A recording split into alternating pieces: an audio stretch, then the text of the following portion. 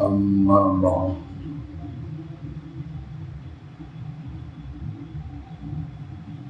أعوذ بالله من الشيطان الرجيم بسم الله الرحمن الرحيم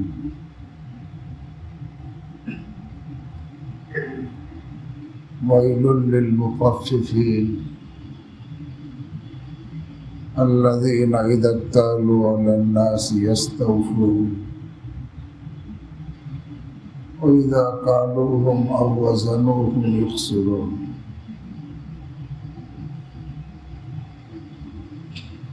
قال النبي صلى الله تعالى عليه وسلم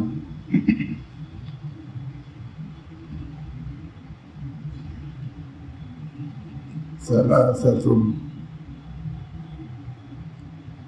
لا ينظر الله إليهم يوم القيامة ولا يكلمهم ولا يزكيهم ولهم عذاب أليم.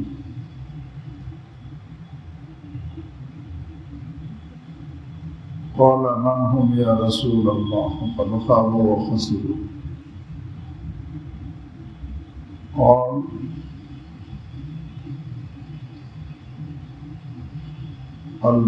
المنان المسبل إزاره المنفق سلعته بالحلف الكاذب أو كما قال عليه الصلاة والسلام. رواه مسلم. صدق الله مولانا العظيم وصدق رسوله النبي الكريم ونحن على ذلك من الشاهدين والشاكرين. الحمد لله رب العالمين. سبحانك لا علم لنا إلا ما علمتنا إنك أنت العليم الحكيم.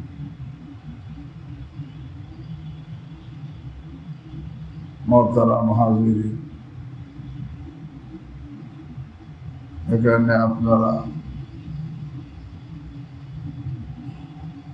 প্রতি জুমার দিন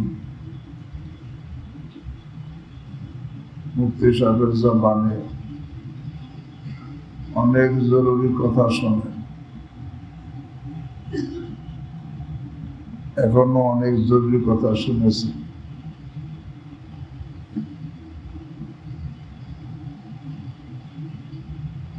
তার মধ্যে আমি আবার হাজির হলাম কেন?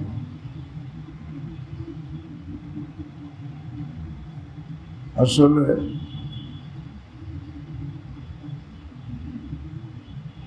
আমরা এক জায়গায় প্রোগ্রাম ছিল, সেটা মুক্তাবি হয়েছে, তা মনে করলাম এক সময় তো এই মসজিদে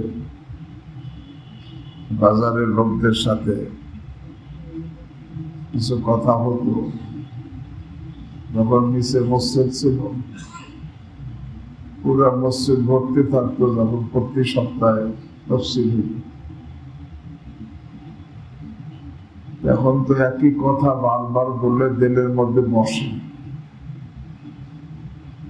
এখানে মুফতি সাহেব প্রতি সপ্তাহে বলেন এবং সুন্দরভাবে বলেন। তারপরেও আমি মনে করলাম যে যেহেতু সময় আছে, আমিও কিছু শরীক হই, কারণ দিনই কথা বলার দ্বারা যে বলবে এবং যারা শুনবে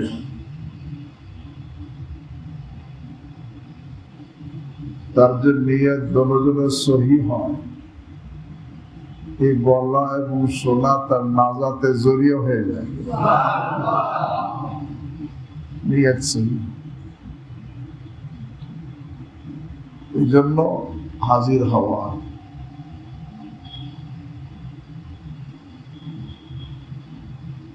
আমরা যেহেতু বাজারের মসজিদে বসছি, অধিকাংশ বাজারের দোকানদাররা আছে,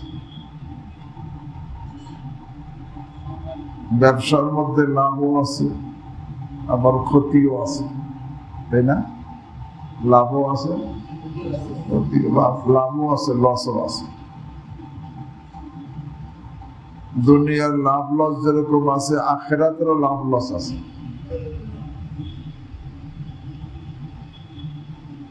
দুনিয়ায় যে ব্যবসা করলে সে লাভও হয় এবং লসও হয়, ব্যবসা করে আখিরাতেও লাভ লস হয়।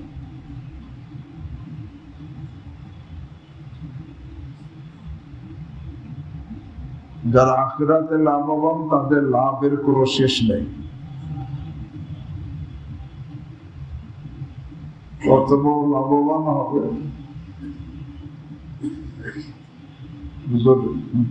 হাদিস শুনাইছি যে তারা নবীগণ, শহীদগণ, অলিগণের সঙ্গী হবে।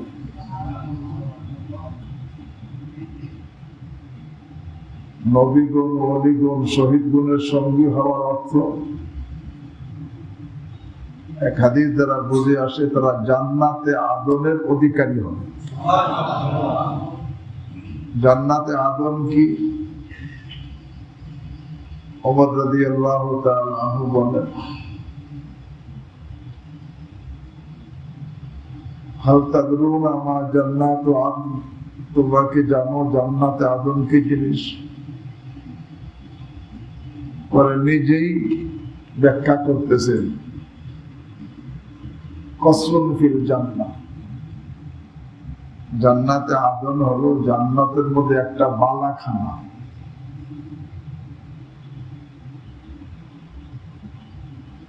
দুনিয়ায় রাজা বাদশারা বালাখানা বানায়, আর জান্নাতেও বালাখানা আছে। এক বাদশা, দুনিয়ার এক বাদশা বড় এক বালাখানা বানাইছে, খুব সুন্দর করে, খুব আলিশান বালাখানা বানিয়েছে। পরে তার বালাখানা দেখার জন্য লোকদেরকে দাওয়াত দিছে, অনেক লোক জমা হয়েছে বাদশার দাওয়াত। এখন বাদশা জিজ্ঞাসা করছে, আমার এই বালাখানা কেমন হয়েছে? প্রত্যেকে বলতেছে একেবারে চমৎকার, এত সুন্দর। সবাই প্রশংসা করতেছে, এত সুন্দর বালাখানা হয়েছে। দুইজন লোক পিছনে বসা, তারা কিছু বলে না। বাদশা পরে তাদেরকে জিজ্ঞেস, তোমরা তো কিছু বললো না। বাদশা নাম না, আপনি যে বালাখানা বানাইছেন এই লোকেরা যত সুন্দর বসে তার থেকেও সুন্দর। তবে এই বালাখানার মধ্যে দুইটা দোষ আছে। কয়টা দোষ? দুইটা দোষ। কি দোষ? এত সময় সে দোষ তালাশ করে পায় নাই, এখন সে কাজে এত সুন্দর ঠিক, কিন্তু তা এর মধ্যে দুইটা আইব আছে, দুইটা ত্রুটি আছে। বলে কি ত্রুটি? বলে এক নম্বর ত্রুটি হলো এই বালাখানা যে বানাইছে আর যারা থাকবে, যারা বানাইছে এবং যারা থাকতেছে থাকবে, এরা কেউ এখানে থাকতে পারে না, এখান থেকে তার বাইরে হওয়া লাগে।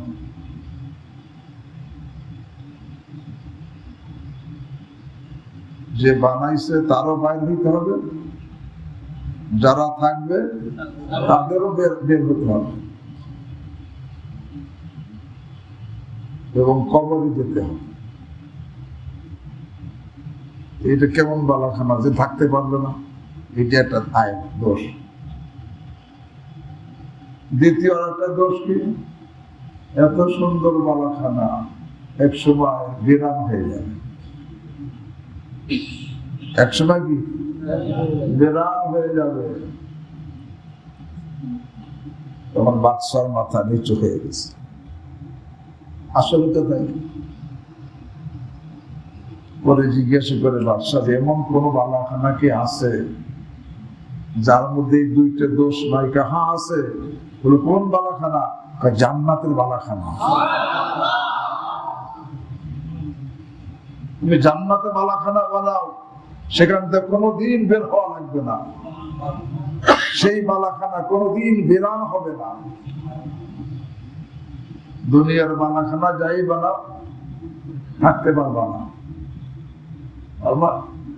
5 তলা বানাও 10 তলা বানাও থাকতে পারবা না। তো বলতেছিলাম জান্নাতে আদম কি কসরুন ফিল জান্নাত, জান্নাতের মধ্যে একটা বালাখানা। কেমন বালাখানা? লাহু আশরাতু আলাফি বাব, যেই বালাখানা 10,000 দরওয়াজা। দরজাই কত? 10,000। ছোট বালাখানা, দরওয়াজাই 10,000। হ্যাঁ, কেমন দরওয়াজা?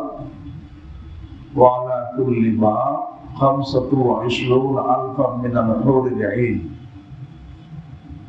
প্রতি দরওয়াজায় রিসেপশনের জন্য 25,000 করে হুর থাকবে। বালাখানা কয়টা? দরজা কয়টা? আর প্রতি দরজা গুণ 10,000 গুণ 25,000 কত? হ্যাঁ,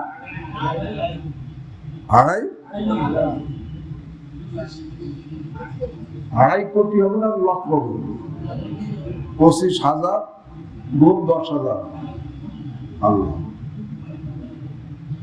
হ্যাঁ, এই বালাখানায় কারা প্রবেশ করবে? লা ইয়াদখুলুহু ইল্লা নাবিয়্যুন আও সিদ্দীকুন আও শাহীদ। এই বালাখানায় নবীগণ প্রবেশ করবে, সিদ্দিক অলিগণ প্রবেশ করবে, শহীদগণ প্রবেশ করবে, আর ব্যবসায়ী তাদের সাথী হবে। কত লাভ যদি সে সত্যবাদী আমানতদার ব্যবসায়ী হতে পারে। সত্যবাদী তো বুঝি যে সর্বদা কি বলে, আমানতদার কাকে বলে? এটা খুব ভালো করবে। আমানতের সংজ্ঞা সবাই মুখস্থ করি। কি আমানত কাকে বলে? হকদারের হক আদায় করার নাম আমানত। বলেন। আর হকদারের হক নষ্ট করার নাম খেয়ানত।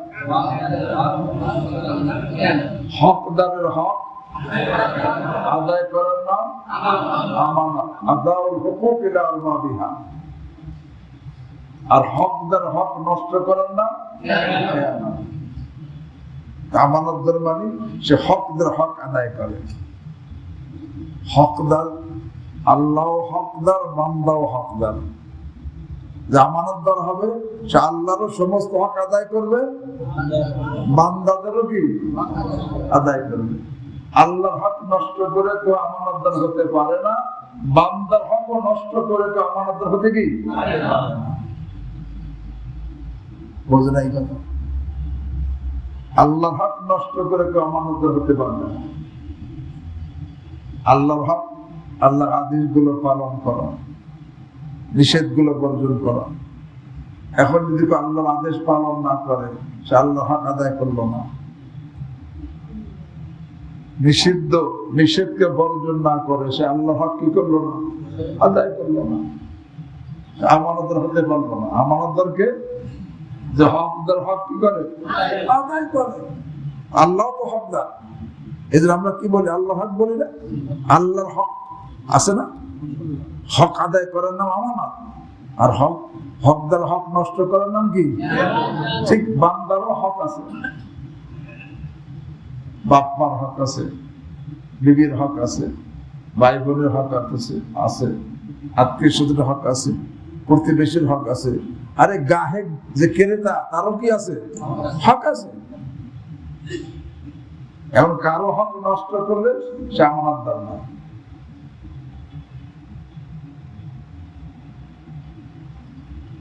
হক নষ্ট করছে কেমনে? এই কথা ভালো করে শুনি।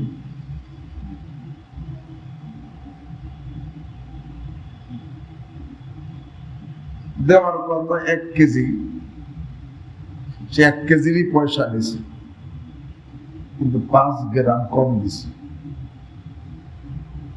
কি করলো? সে 1 কেজির পয়সা নিছে, 5 গ্রাম কম দিছে, হকদের হক নষ্ট দিছে। এমনি ভাবে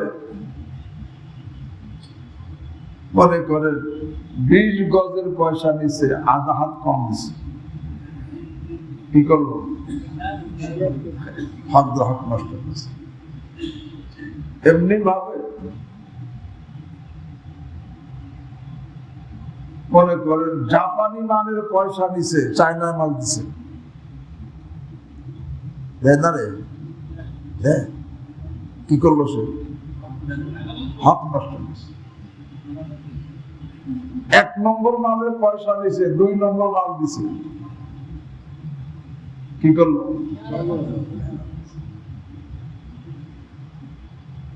এই যে পয়সা পুরা, পয়সা নিল পুরা, দিল কি কম। একে আরবিতে বিশেষ একটা নাম আছে, আরবিতে একে বলা হয় তাতফিফ। কি বলা হয়? তাতফিফ। তাতফিফ মানে ন্যায় সে পুরা, দেয় কি কম। আর এই কাজ যে করে তাকে বলা হয় মুতাফফিফ। কি বলা হয়? ন্যায় সে পুরা, দেয় কি। আল্লাহ কোরআনে বলেন এই খেয়ানতকারীর জন্য বিশেষভাবে বলেন ওয়াইলুল লিল মুতাফফিফিন। এইরকম খেয়ানতকারী যে সে ন্যায় পুরাটা, দেয় কি কম, এর জন্য ওয়াইল। ওয়াইলের এক অর্থ হলো ধ্বংস, কে বলছেন? আর এক অর্থ হলো জাহান্নাম, তাদের জন্য কি। আর এক অর্থ হলো আরে ওয়াইল দোজখ। আমরা কোন ওয়াইল দোজখ কার জন্য? আরে যে নিচে পড়ে নিচে কি তার নিচে নিজেরটা পুরো নিয়ে নিছি, একটু কম নেয় নাই, দেওয়ার সময় কম দিছে। ব্যবসার মধ্যে কি হয়? লেনদেন হয়, তাই না? বললো যে এই কাপড় দিব, দিল সেই মানের না, অন্য মানেরটা খেয়াল। এই তাচ্ছি যে নাকি সে কি পরিমাণ আখিরাতে ক্ষতিগ্রস্ত, আল্লাহ কাছে ওয়াইলুল লিল মুতাফফিফিন। তাদের জন্য জাহান্নাম, তাদের জন্য ধ্বংস, তাদের জন্য ওয়াইল দোজখ। কে বলছেন? ওয়াইল দোজখ কেমন? আব্দুল্লাহ ইবনে আব্বাস রাদিয়াল্লাহু তাআলা আনহু বলেন ওয়াদিন ফি জাহান্নাম, জাহান্নামের একটা উপত্যকা, সেখানে এত কঠিন আযাব, আল্লাহ আমাকে আপনাদেরকে মাফ করে দেন, এত কঠিন আযাব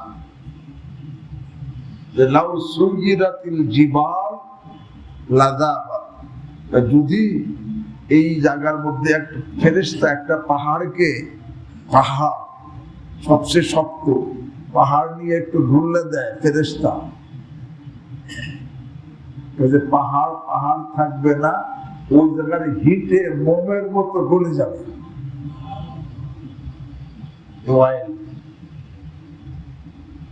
মানে যে নাকি নেওয়ার সময় নিচে কি পুরা, দেওয়ার সময় কম। কইল যে দেশি মুরগি দিল কম, আছে না রে? কয়ে দিল দেশি মুরগি, দিল কি কম। কম না কি কয়? পাকিস্তানি না কি কয়? শোনান, কইছে পাকি দেশিটা দিলাম, এই জন্য দাম বেশি রাখলাম, দিয়ে দিছে কি সোনালি। এরা হলো মুতাফফিফ। কে বলছেন? কি পরিমাণ লোজা ক্ষতিগ্রস্ত হয়েছে ব্যবসা করে কিভাবে, যে ওয়াইল দোজখের কথা আল্লাহ কোরআনে বলে দিয়েছে ওয়াইলুল লিল মুতাফফিফিন। সে যত বড় নামাজি হোক, যত বড় হাজি হোক, যত বড় জিকিরকারী হোক, যত বড় তেলাওয়াতকারী হোক, কিন্তু সেই কাজ করে, আল্লাহ কয় তোর জন্য ওয়াইল দুজক। বোঝেন নাই কথা? ওয়াইলুল্লিল দেয় সে ন্যায়, আল্লাযীনা ইযা তালু আলান নাস ইস্তাউফুন, নেওয়ার সময় কি না ওরা নেয়, ওয়াইদা কালুহুম আও ওয়াজানুহুম ইউফসিরুন, আর যখন দেয় তখন কি দেয়? এটা কোরআন শরীফে যায়। আল্লাহ এই জন্য শুধু ব্যবসার কথা না। আব্দুল্লাহ ইবনে মাসউদ রাদিয়াল্লাহু তাআলা আনহু বলেন, ফি কুল্লি শাইইন তাফসীর, প্রত্যেক জিনিসের মধ্যে এরকমই আছে, তাফসীর আছে। সুতরাং একজনে চাকরি করে, কি করে? সে বেতন পুরা নেয়, দুর্নীতিতে ফাঁকি দেয়, নিল পুরা, দিল কি? সেও মুকাফির। বোঝে নাই কথা? বুঝছো? নিচে তো পুরা, বেতন একটু কম দেয় নাই, কিন্তু ডিউটিতে ফাঁকি দিছে, সেও মুকাফির। আল্লাহ এমনি ভাবে শ্রমিক কাজ করে ডেলি হিসেবে, পারিশ্রমিক পুরো নিছে, কিন্তু মজদুরি পুরো নিছে, কাজে কি করছে?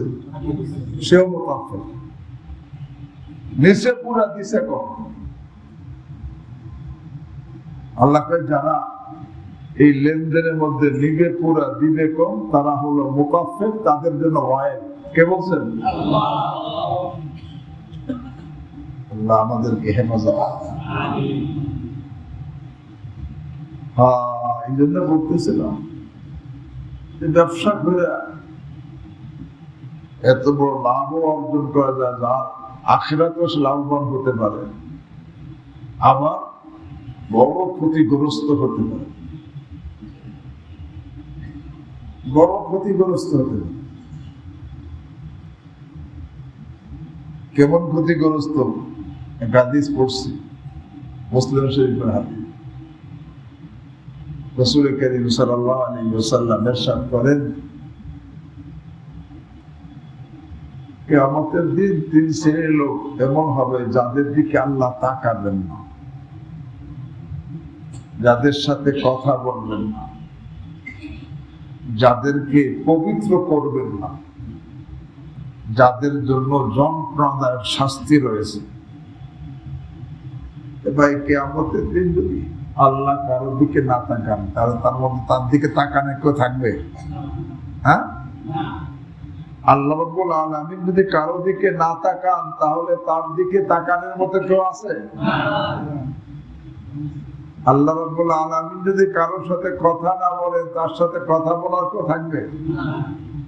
আল্লাহ যদি তাকে গুনাহ থেকে পবিত্র না করেন, কেউ তাকে পবিত্র করতে পারবে?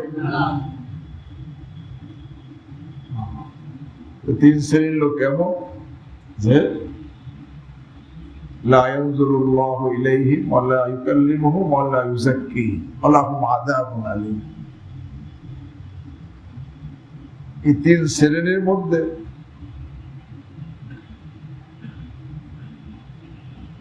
এক শ্রেণীর কথা বলতেছি, যে আল মুনাফিকু সিলআতুহু বিল হালফিল কাযিব। ওই ব্যবসায়ী যে মিথ্যা কসম খাইয়া তার মাল চালাই দেয়, আছে না? মিথ্যা কসম খাইয়া মাল চালাই দেয়, যেটা এক নম্বর মাল। একের কসম করে বলছি এত টাকা দেখেছি। আল্লাহ হাবিব বলেন, এই যে মিথ্যা কসম খেয়ে সে মাল চালাই দিল, এই লোকটা এত বড় অপরাধী, কিয়ামতের দিন আল্লাহ তার দিকে তাকাবেন না, তার সাথে কথা বলবেন না, তাকে পবিত্র করবেন না, তার জন্য যন্ত্রণাদায়ক শাস্তি রয়েছে।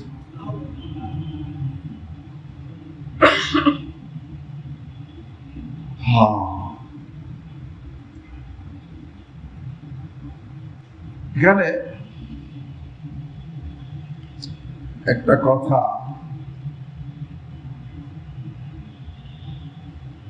অনেকে মনে করি আমরা দোষটা গোপন করে দিয়ে দিলে, মিথ্যা কথা বললে লাভ বেশি হয়, বেশি মাল আমি পাব। এক নম্বর কথা, বুখারী শরীফের হাদিস,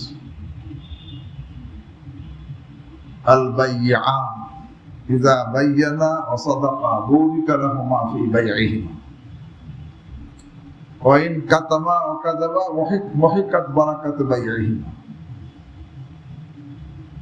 আল্লাহর হাবিব সাল্লাল্লাহু আলাইহি ওয়াসাল্লাম বলেন যে বিক্রেতা ক্রেতা এরা যখন নিজের মালের দোষ বলে দিবে এবং সত্য বলবে, তাদের ব্যবসার মধ্যে বরকত দেওয়া হবে। আল বাইয়ান ইযা বায়্যানা ওয়া সাদাকা বুরিকা লাহুমা ফি বাইইহিমা, তাদের ব্যবসার মধ্যে বরকত হবে। রাসূলুল্লাহ সাল্লাল্লাহু আলাইহি ওয়াসাল্লাম বলেন, বুখারী শরীফ হাদিস, ওয়া ইন কাতামা ওয়া কাযাবা, আর যদি দোষটা গোপন করে দেয় আর মিথ্যা বলে যে না দোষ নাই, মুহিকাত বারাকাত বাইইহিমা, ব্যবসার বরকতকে মিটাই দেওয়া হয়, সেই ব্যবসায় কোনো কি নাই, বরকত থাকবে। তো বরকত থাকলে কি হয়, না থাকলে কি হয়? বরকতওয়ালা মাল যদি সামান্য হয়,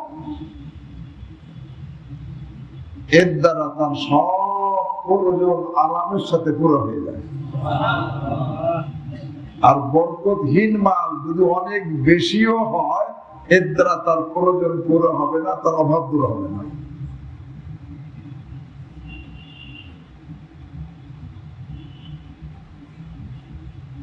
এক ঘটনা দেখছে আব্দুল মনসুরের মধ্যে, দেখছি আব্দুল মনসুর একটা তাফসীরের কিতাব, এর মধ্যে দেখছি তাউস রাহিমাহুল্লাহ এই ঘটনাটা বয়ান করছে। পূর্বের জামানার এক লোকের 4টা ছেলে,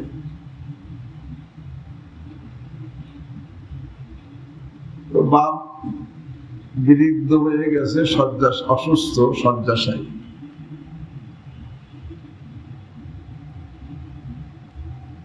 এখন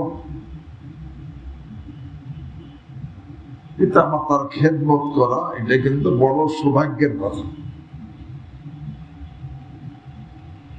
যে সমস্ত সন্তানরা পিতা মাতার খেদমত করে তাদেরকে খুশি করতে পারে, তাদের জন্য দুনিয়ার মধ্যেই সৌভাগ্যের দরজা খুলে যায়। আখিরাত তো আছে। পিতা মাতার খেদমত করা এটা সৌভাগ্যের কথা। ছেলে তো 4 জন, এক ছেলে পিতা মাতার খেদমতের বড় আগ্রহী, আমি একা খেদমত করি। 3 ভাই অত আগ্রহী না, বাকি 3 ছেলে। এখন এই যে ছেলে পিতা মাতার খেদমতের আগ্রহী, সে বাকি তার 3 ভাইকে বলতেছে, দেখো আব্বা তো বৃদ্ধ, অসুস্থ, তার খেদমতের প্রয়োজন, আর এই খেদমত করাটা বড় সৌভাগ্যের কথা।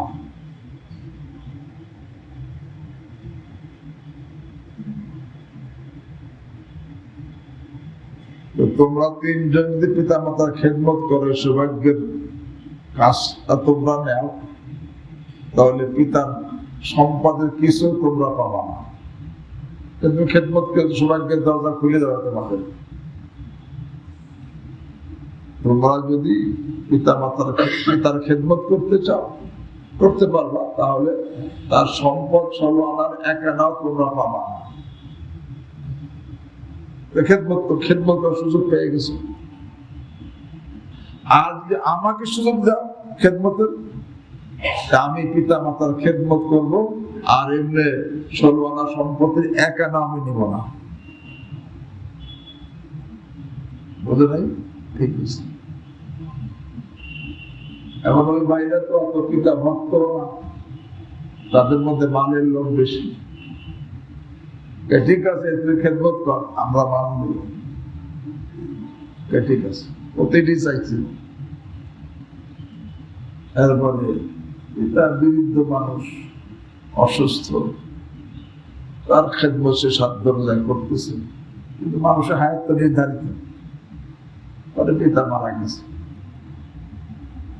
ছেলে খেদমতে কোনো ত্রুটি করে নাই, কিন্তু হায়াত তো নির্ধারিত, হায়াত ঘুরে গেছে, মারা গেছে। এখন আগের কথা, যে খেদমত করবে সে কি পাবে না? সম্পদ পাবে না। ও সব সম্পদ 3 ভাইকে দিয়ে দিছে, আর নিজে কিছুই নেয়নি।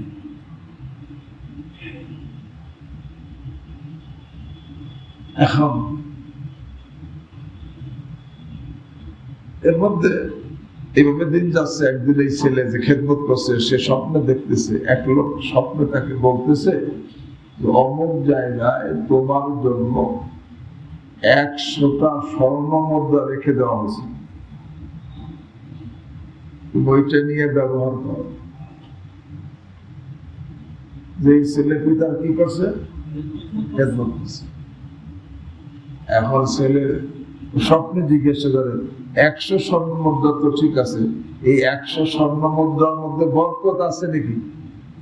তারা কয় যে না, এই 100 স্বর্ণ মুদ্রা ঠিক, কিন্তু বরকত তো নাই। তাহলে আমি এটা নিব না, তাহলে নিব না। স্বপ্নেই জিজ্ঞাসা করছে এর মধ্যে বরকত আছে, কয় যে না বরকত নাই, তাহলে নেব না। বরকত যার মধ্যে নাই সেটা আমি নেব না। সকাল হয়েছে, বিবির কাছে কইছে যে আজকে এই স্বপ্নে দেখলাম। বিবিকে জলদি নিয়ে আসো। কেন? বলে ব্যবসা করলে বরকত হবে। না, নিব না, সে বলছে এর মধ্যে বরকত নেই, টাকা আনে নাই। আবার একদিন স্বপ্ন দেখতেছে যে অমুক জায়গায় তোমার জন্য 10টা স্বর্ণ মুদ্রা রাখা আছে, যে তুমি নিয়ে নাও। জিজ্ঞাসা করছে যে এই স্বর্ণ মুদ্রার মধ্যে কি বরকত আছে? কাজে না, তাহলে আমি নেব না। সকালে বিবির কাছে বলছে এই স্বপ্ন, জলদি 10টা নিয়ে আসো, 100টা 10টায় চলে আসে, না নিলে এটাও পাবা না। কাজে না, এটা আমি নেব না, এর মধ্যে কি নাই? বরকত নাই, নাই। পরে একদিন স্বপ্ন দেখতেছে, তাকে বলা হইতেছে যে অমুক জায়গায় 1টা স্বর্ণ মুদ্রা আছে, এটা তুমি নাও। তারপরে জিজ্ঞাসা করছে এই একটার মধ্যে কি বরকত আছে? এই একটার মধ্যে বরকত আছে, তাহলে আমি একটা নিব। পরে যাইয়ে সে 1টা স্বর্ণ মুদ্রা পাইছে, নিয়ে বাজারে গেছে। 1টা স্বর্ণ মুদ্রা। এক জেলে বড় বড় 2টা মাছ পাইছে, মাছ বিক্রি করতে আনছে বাজারে। এই মাছটা এই ছেলের পছন্দ হয়েছে। এই ছেলে জিজ্ঞেস করছে মাছ বিক্রি করবা? এই 2টা? হ্যাঁ বিক্রি করবো। কত দাম?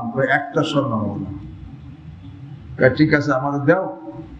তখন ওই 1টা স্বর্ণ মুদ্রা দিয়া ওই 2টা মাছ কিনে বাড়ি নিয়ে আসছে। তখন বাড়ি নিয়ে আসছে, এখন বাড়িতে এনে মাছ কাটছে। মাছ তো পুরো আছে, কিন্তু 2টা মাছের পেটের মধ্যে বড় বড় 2টা মতি বের হয়েছে। মাছও তো পাইছি, আবার কি পাইছে? মতি, বড় বড় মতি। এত সুন্দর মতি যে রাজার ভান্ডারেও নাই। কিন্তু ওইটা সে গোপন করে রাখছে, প্রকাশ করে। মাছ তো খাইছি, মাছ পাইছে না? মাছ তো খাইছি, সাথে কি পাইছে? মতি পাইছে 2টা। পরে বাদশাহ, ওই দেশের বাদশাহ তার দরবারের লোকদেরকে বলছে, দেখো আমার ভান্ডারে এরকম কোনো মতি নাই, তোমরা দেশে তালাশ করো, কোথাও মতি পাও কিনা, যে কোনো মূল্যে হইলে কিনে আনো, যাতে আমার ভান্ডারটা সুন্দর হয়। এই ভান্ডারে কি নাই? মতি নাই। ঠিক আছে। তখন বাদশাহ লোকজন তালাশ করতে করতে এর কাছে গোপনে খোঁজ নিতে নিতে নিতে নিতে এর কাছে চলে আসছে। এর কাছে যখন আসছে, আমার বাদশাহ জিজ্ঞেস করছে, মতি আছে? হ্যাঁ আছে, একটা দেখাইছে। এত সুন্দর মতি, বিক্রি করবো? হ্যাঁ করবো। কত দাম? আপনারাই বলেন। এখন তারা করতেছে 30টা খচ্চর যেই পরিমাণ স্বর্ণ বহন করতে পারবে, এই পরিমাণ স্বর্ণের বিনিময় এই একটা মতি আমরা কিনতে রাজি। আল্লাহ। পরে ঠিক আছে, আমি বিক্রি করে দিলাম। এবং 30টা খচ্চরে যেই পরিমাণ স্বর্ণ বহন করতে পারে, ওই পরিমাণ স্বর্ণের বিনিময় একটা মতি বিক্রি করে দিয়েছে। বাদশাহ দেখে যে এত সুন্দর মতি,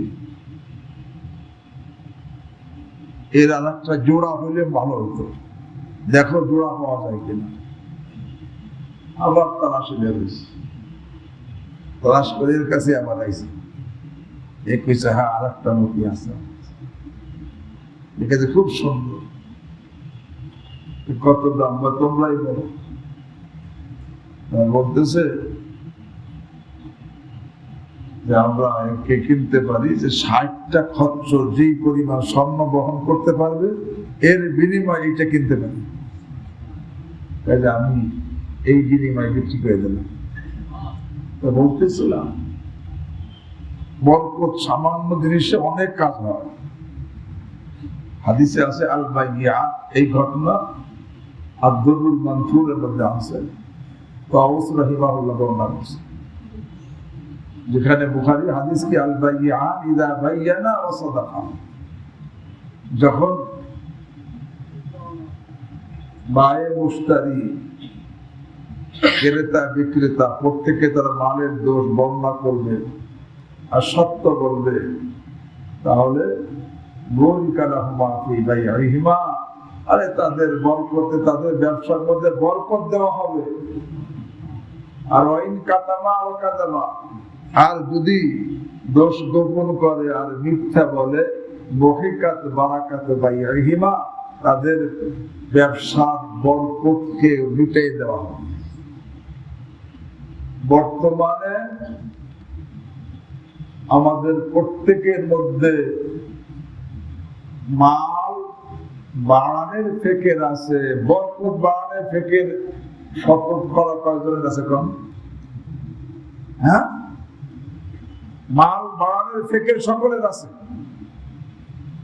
কিন্তু বরকত বাড়ানোর ফিকির। এই জন্য এত মাল, তারপরও শান্তি নাই, পেরেশানি, অভাব দূর হইতেছে না। তো বলতেছিলাম যে ব্যবসায়ী যখন নাকি আল মুনাফিকু সিলআতাহু বিল হালফিল কাযিব, যে ব্যবসায়ী তার মালকে মিথ্যা কসম খেয়ে চালায় দেয়,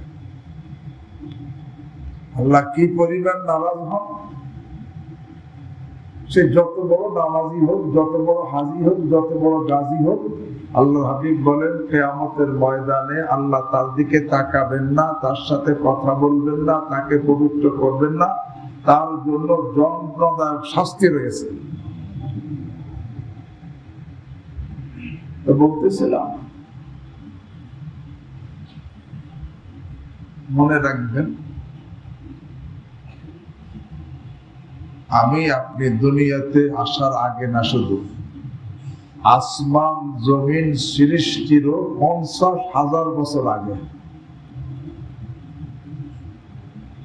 আমার আপনার প্রত্যেকের রিজিক কতটুকু হবে আল্লাহ লিখে রাখছেন।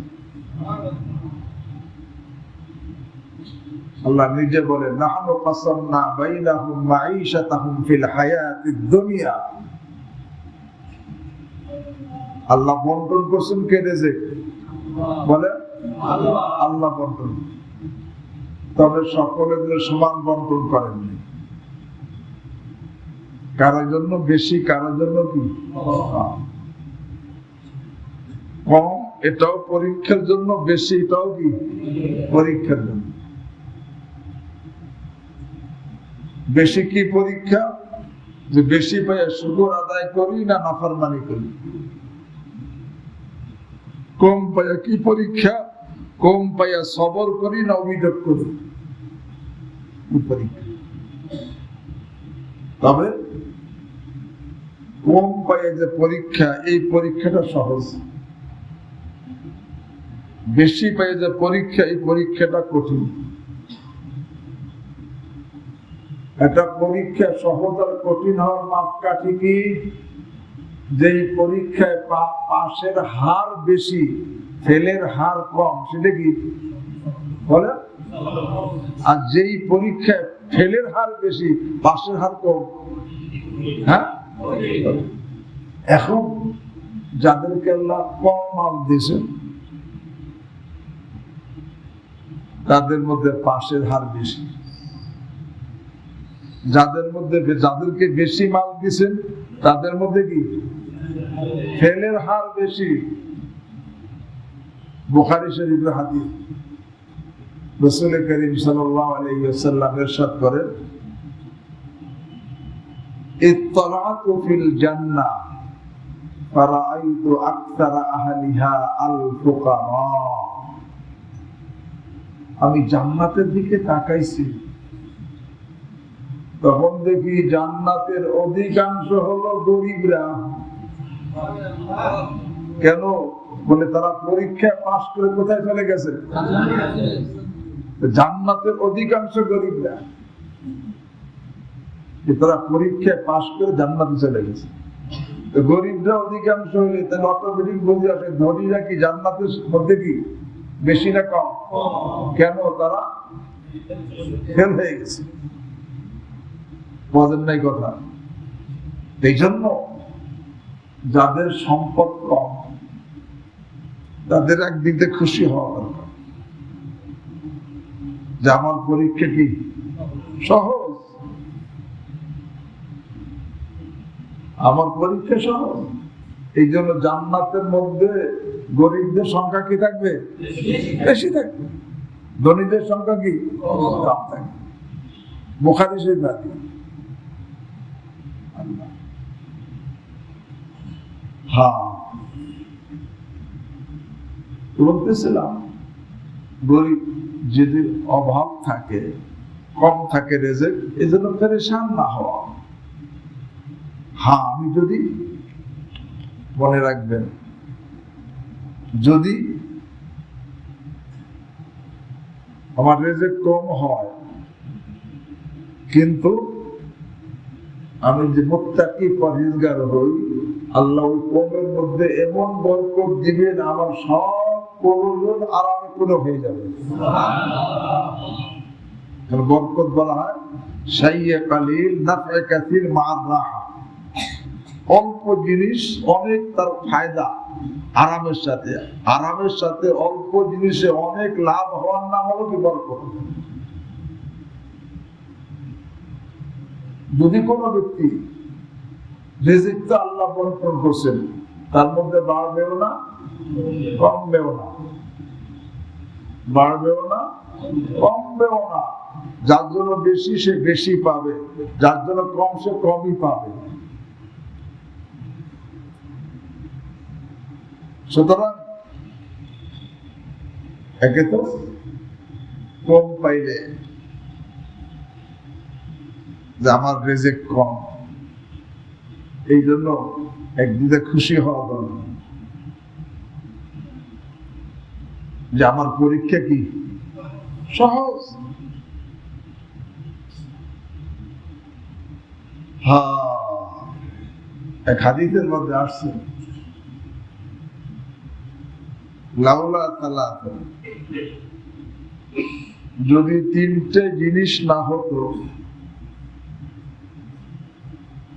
মা ইবনু আদম রাসান, কোন মানুষ তার মাথা নত করতো না, অহংকারী হয়ে যেত। যদি তিনটে জিনিস না থাকতো, লাউলা সালাসা, যে তিনটে জিনিস না হতো, মা ইবনু আদম রাসান, কোন মানুষ তার মাথা নত করতো না। তিনটে জিনিস কি কি? এক নম্বর আল ফাকরু, অভাব। অভাব যদি না থাকতো কোন মানুষ মাথা কি নত করতো না। দুই নম্বর আল মারাজু, রোগ। রোগ না থাকলে মাথা কি করতো না। তিন নম্বর আল মাউতু, মৃত্যু। মৃত্যু না থাকলে তো মাথা কি নত করতো না।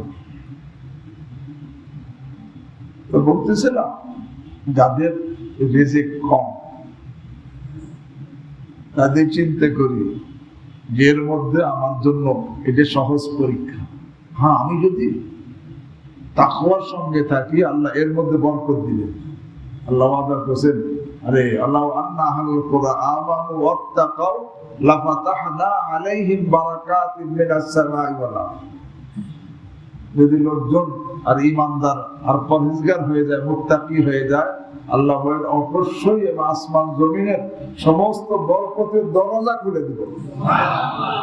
রিজিক অল্প হবে, কিন্তু অল্পর মধ্যে বরকত এমন হবে তার সব প্রয়োজন কি হবে, মিটে যাবে। আর যার জন্য আল্লাহ বেশি বন্টন করছে, এখানে বলে দিই, সে যদি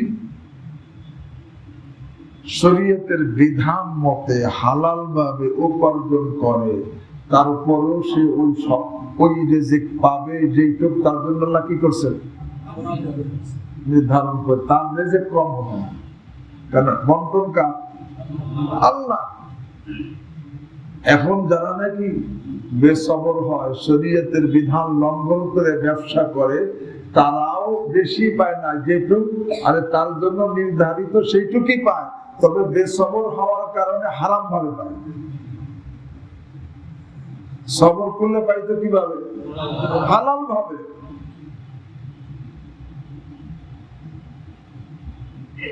এক গল্প বলি, ছোট একটা গল্প। এক ভিক্ষুক ভিক্ষা করতে গেছে এক ঘোড়াওয়ালার বাড়ি।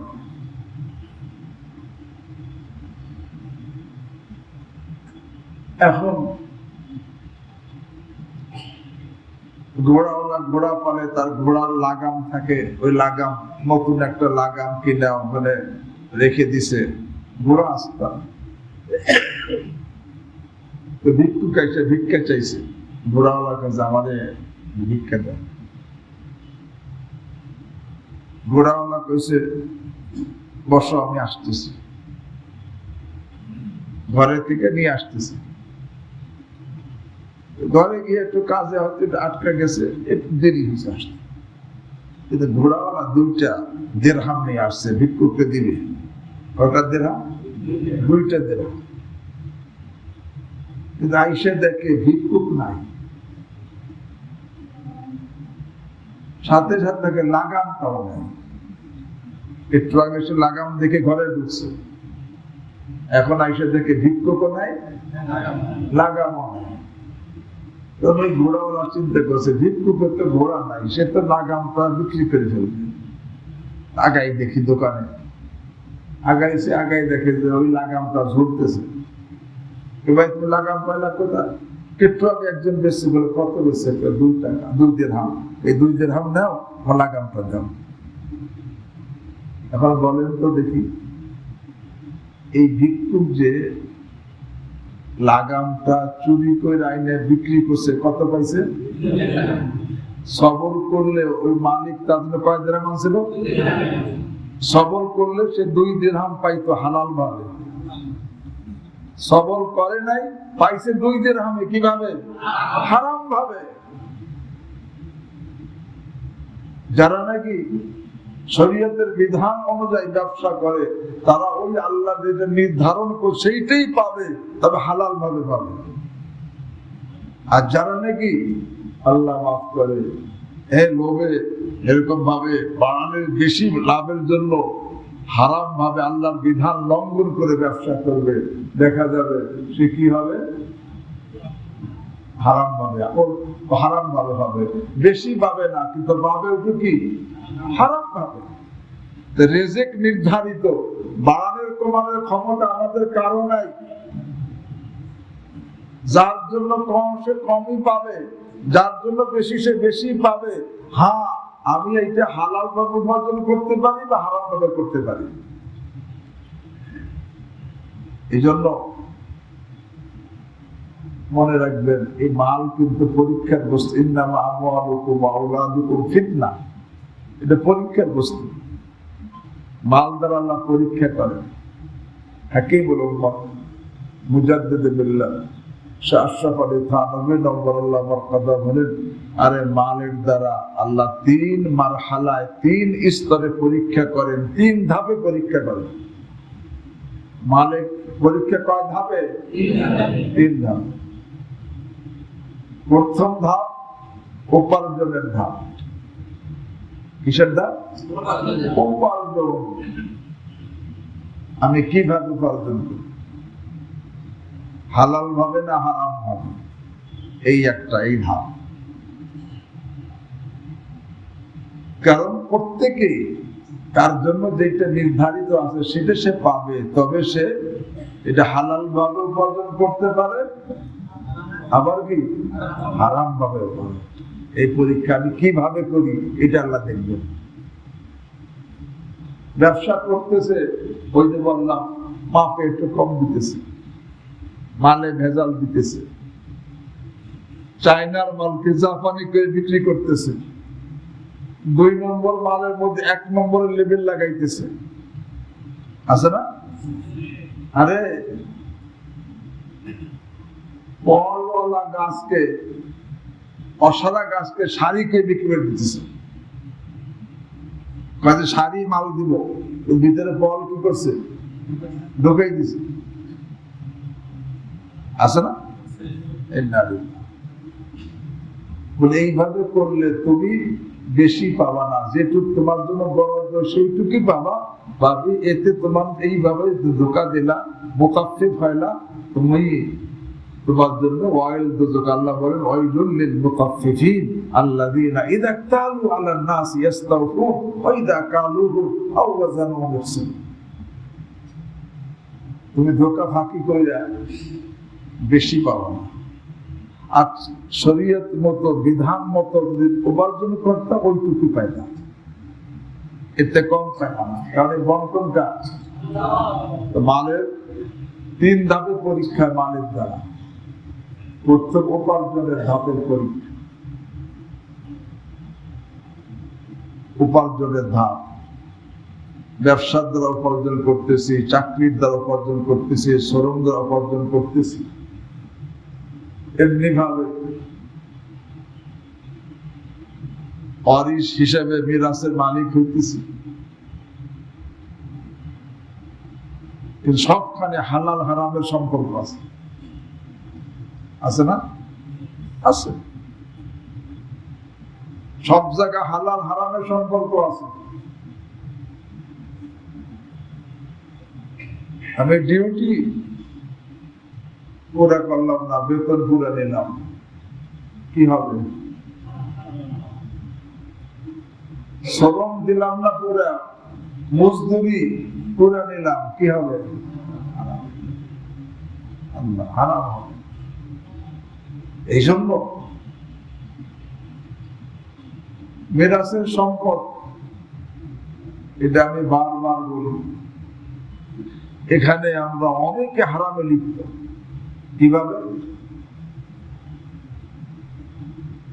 আমার পিতা মারা গেছে, ভাই বোন সবাই সম্পদের ওয়ারিশ, কোন মুহূর্ত থেকে ওয়ারিস? যেই মুহূর্ত থেকে পিতা মারা গেছে।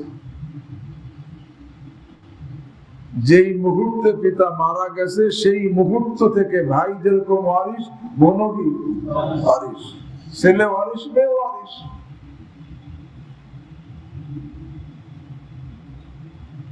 অনেকে তো বোনকে দেয় না,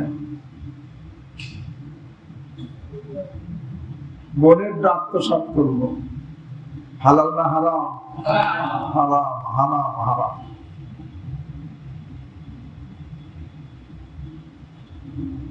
অনেকে বোনকে দেওয়া মানে কি বলে, রেকর্ডে তার নাম দিয়ে দেওয়া, ভোগ করে নিজে। কাজে বোনকে দিয়ে দিছি কেন? রেকর্ডে তার কি করছি? নাম দিয়েছি। এবার রেকর্ডে নাম দিলে যদি দেওয়া হয় তো তোমার নামও আছে, বোন ভোগ করবে, তুমি বোন ভোগ করতে দাও, তোমার নাম তো আছে, রাজি হবে? রেকর্ডে নাম থাকলে দেওয়া যদি হয়, তোমার নামও তো আছে, বোনের নাম দিয়ে দিছি। এইভাবে বোনের আত্মসাৎ করতেছে। আর অনেকে আছে বোনদের দেয় ঠিক, কিভাবে দেয়? বোন পায় তো 10%। এখন এক জায়গায় 10%, শতাংশের দাম 10 লাখ টাকা, আর এক জায়গায় শতাংশ 10,000 টাকা। ওই 10,000 টাকা 10% বোনকে দিয়ে যে তার অঙ্ক তারা দিয়ে দিচ্ছেন, আছে না নাই? বোন 10% পায় তো হিসাব মতো, বাপের এত শতাংশ এতখানি পায়, এখন সে 10% দিয়ে দিছি, অথচ সে নিছে 23% 10 লাখ টাকা, আর বোনকে দিছে। আরে যদি করো চালাকি, পরে বুঝবা চালাকি। কবরে যাই দেখবা কি অবস্থা হয়, কবরে যাই না দেখবা কি অবস্থা হয়।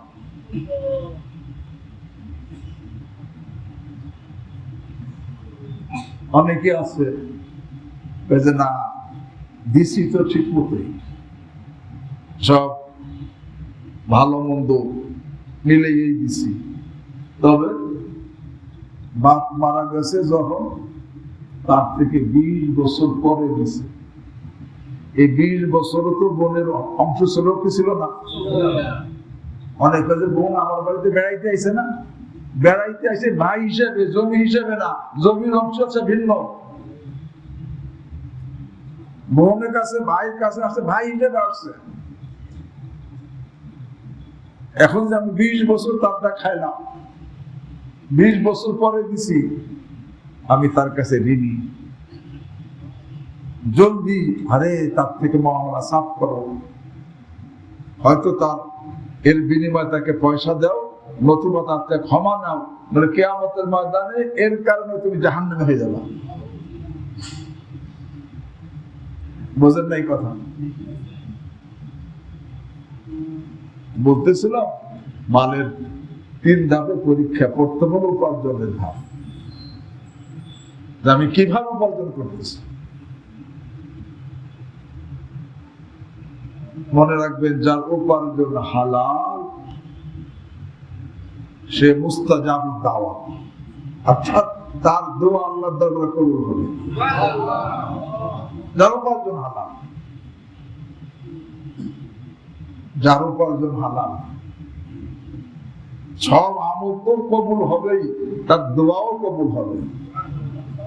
হযরত আনাস রাদিয়াল্লাহু তাআলা আনহু রাসূল করিম সাল্লাল্লাহু আলাইহি ওয়াসাল্লামের কাছে বলতেছে, ইয়া রাসূলুল্লাহ ইজআলনি মুস্তাজাবাদ দাওয়া। ইয়া রাসূলুল্লাহ, আমাকে মুস্তাজাবাদ দাওয়াত বানাই দেন, এমন বানাই দেন যাতে আমি দোয়া করলেই কি হয়।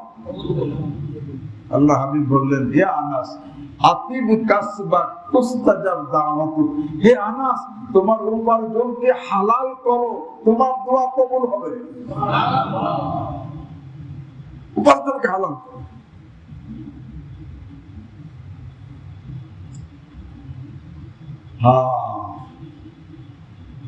এখানে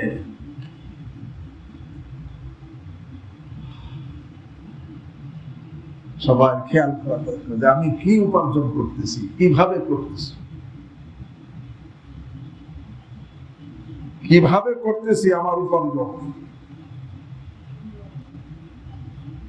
হাদিস আছে লা ইয়াহিল্লু মালু ইল্লা বিতিবি নাফসি, কোন ব্যক্তির মাল তার মনের খুশি ছাড়া হালাল হবে না।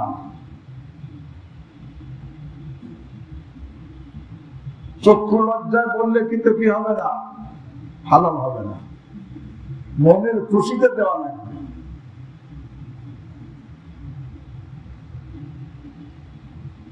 বিবাহের সময় আপনি ছেলে বিবাহ দিবেন, মেয়েওয়ালা মেয়ে পছন্দ হয়েছে, মেয়েওয়ালার ছেলেও পছন্দ হয়েছে, মেয়েওয়ালা বলছে ভাই আপনি 20 জন লোক এসে মেয়েটা নিয়ে যাবেন, কারণ আমি তো গরিব মানুষ। আপনি বললেন যে না তোমার মেয়ে আনতে পারে, আমার 250 লোক খাওয়াইতে হবে। পরে দর কষাকষি শুরু হয়েছে, শেষ পর্যন্ত 200 ঠেকছে। এই 200 যে খাওয়াইলো খুশি হইয়া না ঠিক সেইকে ঠেকাইয়া খাওয়া হালাল না হারাম? তুমি কি খাই আসলা? হারাম খাই আসলা। লা ইয়াহিল্লু মালু ইল্লা বিতিবি নাফসি, হারাম খাইছো। এই জন্য উপার্জন, আরে আমি কি উপার্জন করতেছি এই ধাপে পরীক্ষা। আরো বলে দেখুইলা এই যে এখানে বড় মানুষ আছে, মোহতামিম সাহেব পাশে বসা, বিভিন্ন সময় মাহফিল হয়, যারা নাকি ইন্তেজাম করে তাদের একটা চিন্তা থাকে, কিছু থাকে খাস মেহমান, কিছু থাকে সাধারণ মেহমান। খাস মেহমানের জন্য কিছু খাস খানার ইন্তজাম করা হয়, সাধারণ মেহমানদেরকে সাধারণ ইন্তজাম করে। আবার কিছু আছে আমভাবে করা হয় না। এখন কর্তৃপক্ষ বিশেষ কিছু লোকের জন্য ইন্তজাম করছে, আমার জন্য করে নাই, আমি বসে গেলাম। এখন চক্ষু লজ্জা সে উঠাইতে পারতেছে না, আমি কি খাইলাম? হারাম খাইলাম, আমি হারাম খাইলাম। সে তো তার একটা যে ইন্তজাম করছে তার তো ভিতরে রয়ে আছে যে আমি এই কয়জনের ইন্তজাম করছি, কিন্তু সে আমাকে বলেও নাই, আমি কৌশলে গিয়ে বসে গেছি। আসলে রে হ্যাঁ, এটা কি সে খুশিতে খাওয়াইল? ঠিকই খাওয়াইছে, চক্ষু লজ্জায় খাওয়াইতেছে। লা ইয়াহিল্লু মালু ইল্লা বিতিবি নাফসি, মানে আমাদের এই ব্যাপারে, খাওয়ার ব্যাপারে এত মানে অবনতি, মানে আমরা জমিওয়ালারা জমিতে কলাই বলেছে চতুর্দিকে বেড়া দেয় কেন? গরু যাতে এখন বিভিন্ন খানে মানুষের কিছু ইন্তজাম খানা দরজায় লাঠি নিয়ে দাঁড়াই থাকা লাগে। গরুর থেকে আমরা নিচে চলে গেছি, বলে আমার খানা খাইতে হবে, হালাল না হারাম এই চিন্তা নাই। কি পেটে দিলাম? আরে হাদিসের মধ্যে আছে, আরে তুমি পেটে কি লোকমা দিতেছো দেওয়ার আগে চিন্তা করো, কারণ কবরে যাওয়ার পরে সর্বপ্রথম তোমার পেট পচে যাবে। এই দোষ আছে না নাই? এতে বের হইতে হবে কিনা? হ্যাঁ, যেখানে দাওয়াত করছে ইজ্জতের খানা খাবো, যেখানে আমাকে বলে নাই আমি সেখানে কৌশলে গিয়ে ঢুকে গেলাম, কি খাইলাম একটু চিন্তা করছি। কারণ হাদিসের কথা লা ইয়াহিল্লু মালু ইল্লা বিতিবি নাফসি, আর একজন মুসলমানের মাল আর একজনের মনের খুশি ছাড়া হালালই হবে না। আরে একটা কিতাবের মধ্যে দেখছি কিতাবের নাম দাকায়েকুত তাকওয়া। তোমারে একজনে হাদিয়া দেয়, তবে দুই অবস্থায় তার হাদিয়া গ্রহণ করবা না। কি? এক অবস্থা হলো সে পরম আনন্দের মধ্যে আছে, পরম আনন্দের সময় কোন হাদিয়া দিলে গ্রহণ করবা না। আর চরম টেনশনের মধ্যে আছে, ওই অবস্থায় হাদিয়া দিলে গ্রহণ করবা না। কেন? এই দুই অবস্থায় মানুষের অবস্থা স্বাভাবিক থাকে না। পরম আনন্দের সময় কি থাকে না, আর চরম টেনশনের সময় কি থাকে না। তখন ওই অবস্থায় দিয়ে ফেলায় আবেগে, পরে কয় যে কি করলাম, তো বোঝা গেল সে মনের খুশিতে কি। এই জন্য কিতাবে লেখে পরম আনন্দের সময় কেউ হাদিয়া দিলে গ্রহণ করবে না, আর চরম টেনশনের সময় হাদিয়া দিলে গ্রহণ করবে না। এটাও মনের খুশিতে হয় না। বোঝেন নাই কথা? তা বলতেছিলাম, হ্যাঁ, আল্লাহ বলতেছিলাম যে মানের 3 ধাপে পরীক্ষা। প্রথম ধাপ কি রে? হ্যাঁ, উপার্জনের ধাপে পরীক্ষা। কিভাবে উপার্জন করো, হালাল না হারাম। মনে রাখবেন, আমার হযরত বলতেন, যে লোকটা সবসময় হালাল খায় তার দিল নুরানি হয়ে যায়। আর যখন দিল নুরানি হয়, ওই নুরানি দিলের মধ্যে সবসময় স্পন্দন হয়। হার্টের মধ্যে কি হয়? স্পন্দন হয়। ওই যেহেতু দিল নুরানি হয়ে গেছে, রক্তগুলো নুরানি, ওই স্পন্দন কারণে সমস্ত অঙ্গের মধ্যে নুরানি রক্ত সাপ্লাই হয়। যখন সমস্ত অঙ্গের মধ্যে নুরানি রক্ত সাপ্লাই হবে, তখন প্রত্যেক অঙ্গ দ্বারা নুরানি আমল প্রকাশ পাবে, গুনাহের আমল প্রকাশ পাবে। এই জন্য আল্লাহ আকবার। হ্যাঁ, মানের প্রথম পরীক্ষা হলো কিসের? উপার্জনের। এখন থেকে ভাই অনেকে বলে যে হুজুর এত দিতে গেলে তো অনেক দিয়ে দেওয়া লাগে। আরে তুমি অনেক দেওয়া লাগে, তারপরে দাও, তোমার জান্নাত তোমার থাকবে। আর যদি না দাও, জান্নাত কি ছুটে যাবে। একটা হলো মালের উপার্জনের ক্ষেত্রে পরীক্ষা। দ্বিতীয় পরীক্ষা কি রে? হেফাজতের ক্ষেত্রে, সংরক্ষণের ক্ষেত্রে। মাল খালি জমা করে রাখো না, হিসেবে হক আদায় করো। আল্লাযী জামা মালা ওয়া আদ্দাদা, মাল জমা করে আর দুই না গনে খালি, কিন্তু যাকাত দেয় না, ফিতরা দেয় না, বাপ মার হক আদায় করে না, ভাই বোনের হক আদায় করে না, গরিব মিসকিন হক আদায় করে না। তো এই সংরক্ষণের পরীক্ষা সে কি হয়ে গেল? আল্লাহ দিয়ে, হ্যাঁ, 2 নম্বর সংরক্ষণের ক্ষেত্রে। আর 3 নম্বর ভাই ব্যয়ের ক্ষেত্রে পরীক্ষা হয়, ব্যয়ের ধাপে। বলে কেন? বলে আমি কি কাজে ব্যয় করতেছি, নেকির কাজে, প্রয়োজনে, না অপচয় করতেছি, না গুনাহের কাজে ব্যয় করতেছি। যারা গুনাহের কাজে ব্যয় করে তারা পরীক্ষায় কি কেমন ফেল।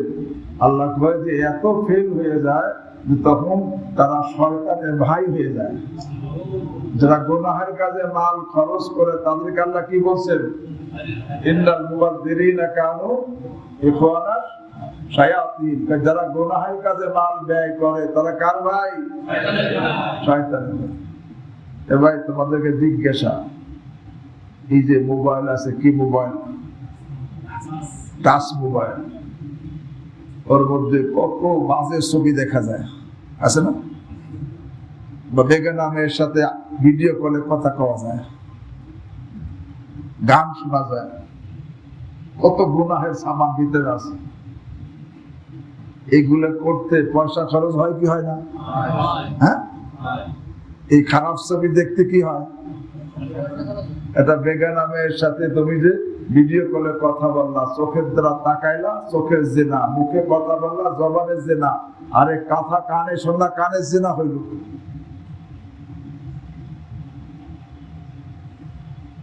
এখন এই যে ঘন্টায় ঘন্টায় কথা বলতে, ঘন্টায় ঘন্টায় ছবি দেখতে পয়সা খরচ হয় কি হয় না?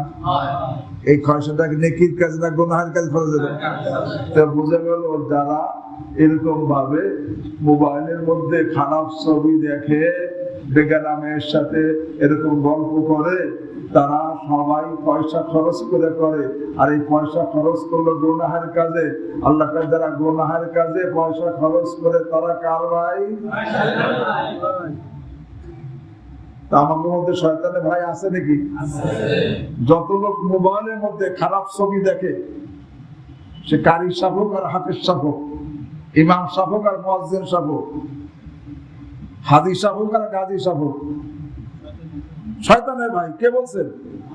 ইন্নাল মুবাযযিরিনা কানু ইখওয়ানা শায়াতিন। কারণ সে মাল খরচ করছে কোথায়? খারাপ কাজে। বিয়ের সময় গান বাদ্য ব্যবস্থা করলো, পয়সা কিছু খরচ হইল খারাপ কাজে। আল্লাহ এই জন্য তো শয়তানের ভাই হইয়া কবরে যাইতে কে কে রাজি? হ্যাঁ, কারণ শয়তান যাবে কোথায়? তো শয়তানের ভাই হয়ে যারা যাবে তারা যাবে কোথায়? তো শয়তানের ভাই হইয়া কবরে যাইতে কে কে রাজি? এখন থেকে শয়তানের ভাই খাতায় থেকে নাম কাটাইতে কে কে রাজি? আল্লাহ আমাকে আপনাদের সকলকে তৌফিক দান করুন। একটা পয়সা গুনাহের কাজে ব্যয় করব না, একটা পয়সা গুনাহের কাজে কি? আল্লাহ আমাদেরকে তৌফিক দান করেন। এই জন্য বলতেছিলাম যে ভাই, এই 3 স্তরের পরীক্ষা যে পাশ করতে পারি, ইনশাআল্লাহ জান্নাতের ফয়সালা করে দিবেন। যে উপার্জন হালাল, উপার্জনের পরীক্ষা পাশ করতে হবে, হালাল উপার্জন করতে হবে। ব্যয়ের স্তরে, সংরক্ষণের স্তরে পরীক্ষা, যেখানে আমি মালের হক কি করতে হবে? আদায় করতে হবে। আর ব্যয়ের স্তরে পরীক্ষা কি? আরে সেখানেও যে গুনার কাজে ব্যয় করা যাবে না, অপচয় করা যাবে না। নিজের প্রয়োজনে যত ব্যয় করো আপত্তি নাই, আল্লাহু আকবার। এরকম দিনী কাজে যত ব্যয় করো আপত্তি নাই, কিন্তু অপচয় করো না, গুনাহের কাজে ব্যয় করো না। এইভাবে আল্লাহু আকবার। তাহলে যে নাকি মানের পরীক্ষায় এই 3টে স্তরের পরীক্ষা পাশ করবে, ইনশাআল্লাহ তার সব আমল আল্লাহর দরবারে কবুল হবে। তার হজ উমরা কবুল হবে, দান কবুল হবে, আল্লাহ তার আমল, নামাজ, তেলাওয়াত, জিকির সব কবুল হবে, দোয়া কবুল হবে, এবং ইনশাআল্লাহ সে জান্নাতি হবে। আর যদি দেখা যায় উপার্জন হারাম, তাহলে প্রথমেই সব বাদ পড়ে যাবে। লা ইয়ারজু রাহমু নাবাতা মিন সুহতিন ইল্লা কানাতিন নার আওলা বিহি। এই যে গোশত হারাম দ্বারা বর্ধিত হয়, তার জন্য জাহান্নামের আগুন উত্তম। আল্লাহ আমাকে আপনাদের সকলকে এই বিশেষ করে মানের এই পরীক্ষাগুলো, 3 স্তরের পরীক্ষা, উপার্জনের ধাপের পরীক্ষা, হ্যাঁ, সংরক্ষণের ধাপের পরীক্ষা, ব্যয়ের ধাপের কি? কয় ধাপ হলো? উপার্জনের ধাপ, সংরক্ষণের ধাপ, ব্যয়ের ধাপ। এই 3 ধাপের পরীক্ষা আল্লাহ আমাদেরকে পাশ করার তৌফিক দান করেন। ইনশাআল্লাহ এই 3 ধাপে যে পাশ করবে, ইনশাআল্লাহ সে জান্নাতি হবে। দুনিয়ায় বরকত পাবে, ইজ্জত পাবে, রহমত পাবে, সব কাজ সহজ হবে তার। আল্লাহ আমাদেরকে তৌফিক দান করেন। সুবহানাল্লাহি ওয়া বিহামদিহি, সুবহানাকাল্লাহুম্মা ওয়া বিহামদিক, আশহাদু আল্লা ইলাহা ইল্লা আনতা, আস্তাগফিরুকা ওয়া আতুবু ইলাইক। এটা কিছু বলবো?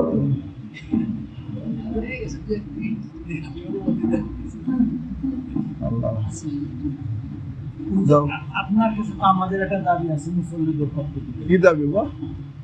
আলহামদুলিল্লাহ, আল্লাহ দরবারে শুকরিয়া আদায় করে আপনি আসছেন।